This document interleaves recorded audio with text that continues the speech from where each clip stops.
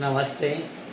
BSTC second year अपना जो subject है विद्यालय संस्कृति प्रबंधन और शिक्षा, इसके अंतर्गत आज का जो अपना टॉपिक है उसमें समान विद्यालय व्यवस्था की जो विशेषता है उसके बारे में अपन अध्ययन करेंगे।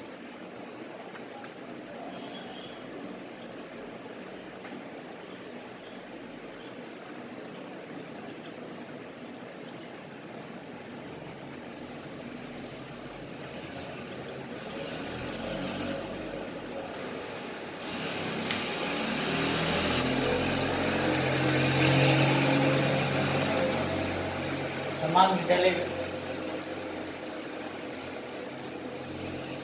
व्यवस्था की जो विशेषता है उसके बारे में अपन अध्ययन कर रहे हैं।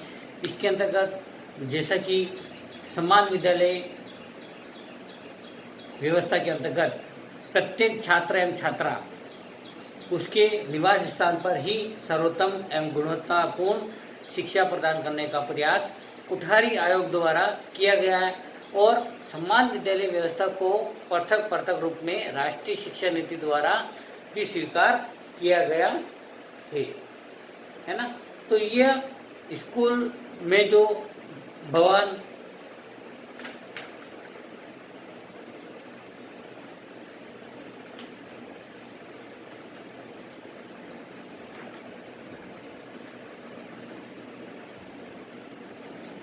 पाठ्य पुस्तक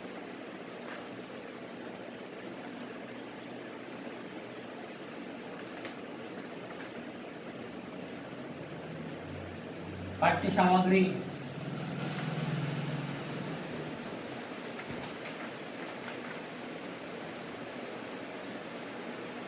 खेल सामग्री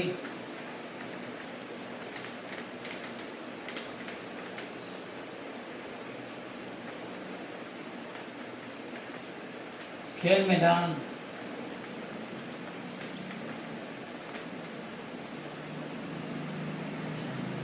प्रयोगशाला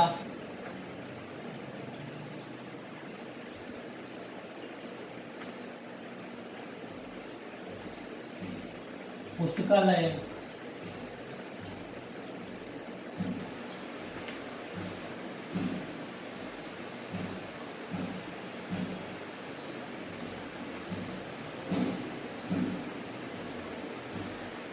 शिल्प शिक्षण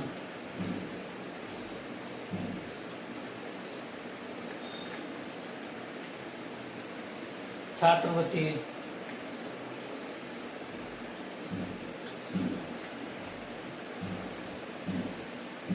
छात्रावास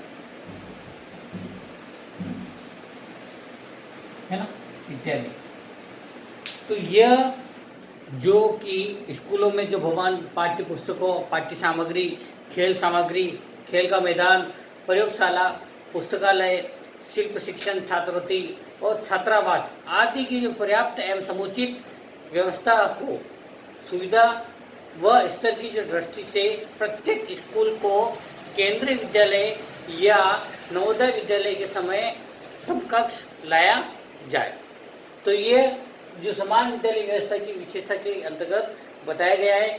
फिर इसी के अंतर्गत बताया गया है जैसा कि समान विद्यालय व्यवस्था की प्रमुख जो विशेषता है सामाजिक एकता को उत्पन्न करना था और कोठारी आयोग का मानना था कि जब समाज के सभी वर्गों के बालकों को एक साथ अध्ययन करने के अवसर प्राप्त होंगे तो बालकों में आपसी प्रेम एवं सहयोग की भावना का विकास होगा और इसके परिणाम स्वरूप समाज में एकता की स्थिति संपन्न होगी। फिर इसके साथ ही समान विद्यालय जो व्यवस्था में जो बालक बालिकाओं के लिए गुणवत्तापूर्ण शिक्षा की व्यवस्था की जाएगी। इसमें प्रत्येक छात्र छात्रा को शैक्षिक विकास को पूर्ण अवसर प्राप्त हो सके और उसमें निहित प्रतिभाओं का विकास व्यापक रूप से हो सके। फिर इसी के साथ में समान विद्यालय व्यवस्था का प्रमुख आधार प्रजातांत्रिक व्यवस्था होगी जिसके आधार पर सभी बालक एवं बालिकाओं को समानता एवं स्वतंत्रता के आधार पर विद्यालय शिक्षा प्राप्त होगी और विद्यालय व्यवस्था में किसी भी छात्र के साथ उनकी जाति, धर्म, लिंग के आधार पर भेदभाव नहीं किया जाएगा और उसके साथ ही निष्पक्षता पर व्यवहार होगा। फिर इसी के साथ में जो समान विद्यालय व्यवस्था का कार्य जो प्राथमिक स्तर से ही संपन्न किया जाना चाहिए, क्योंकि प्राथमिक स्तर की ही बालक में विविध प्रकार के संस्कार को रोपित करने का समय होता है और इस अवस्था में ही बालक में समानता, स्वतंत्रता और निष्पक्षता आदि भावों को विकसित किया जा सकता है। इससे समान शिक्षा एवं सामाजिक न्याय की स्थिति उत्पन्न होगी और उपरोक्त विवेचना से स्पष्ट हो जाता है कि समान विद्यालय व्यवस्था उस समय की जो प्रमुख मांग थी तथा आज भी इसकी मांग है कि आज की स्थिति में समान विद्यालय व्यवस्था दृष्टिगोचर नहीं होती है।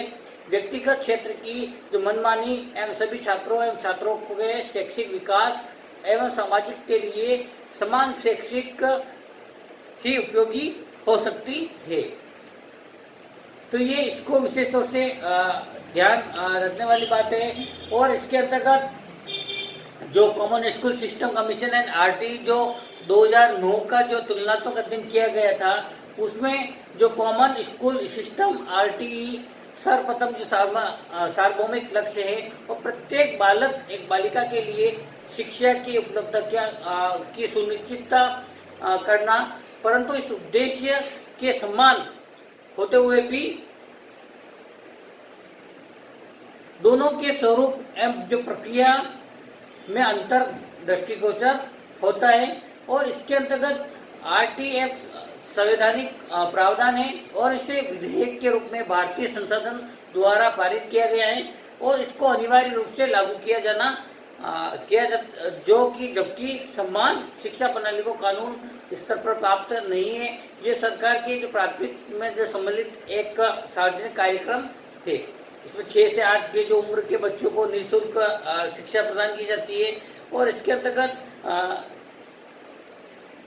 इसमें जो सार्वभौमिक जो शिक्षा के क्षेत्र में दोनों का ही महत्वपूर्ण भूमिका महत्वपूर्ण बताई गई है।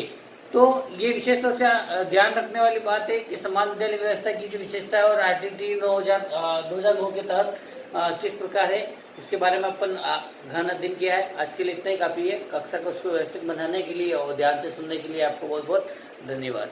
घर पर रहिए और सुरक्षित रहिए।